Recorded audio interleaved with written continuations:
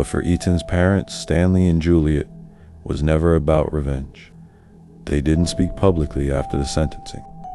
They never made the case about themselves. Instead, they remained fiercely private, deeply composed, and heartbreakingly strong. They had carried the weight of their son's memory for nearly 4 decades. Etan Patz was just 6 years old when he vanished.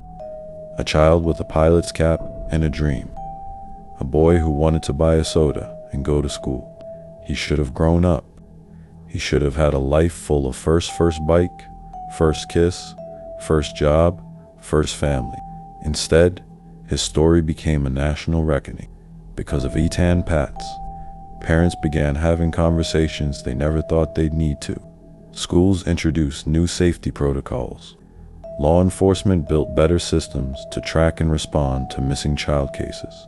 And in 1984, the National Center for Missing and Exploited Children was founded, an organization that has helped recover over 400,000 children since. His face was the first on a milk carton. His name was the first on many national databases. His case was the spark that made America say, never again. In 1983, President Reagan declared May 25th Etan's disappearance Day as National Missing Children's Day. Every year since, it's been a reminder to look out for the vulnerable, to never forget the missing, and to keep fighting for those who can't speak for themselves. Stanley and Julie Patz never sought fame. They never chased headlines. But their quiet, relentless pursuit of justice shaped history. They turned personal heartbreak into national awareness. And they never stopped saying Etan's name.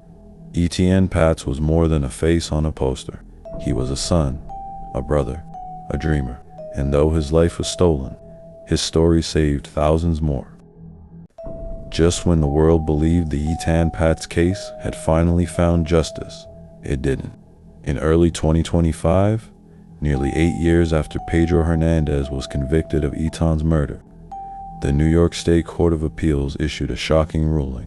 The conviction was overturned. The court cited severe concerns over the reliability of Hernandez's confession, pointing to the lack of physical evidence, his mental illness, and coercive interrogation tactics. Hernandez, who had long struggled with schizophrenia and cognitive impairments, had been held in a small room for hours before confessing. There were no witnesses, no DNA, and no forensic evidence ever linking him to the crime.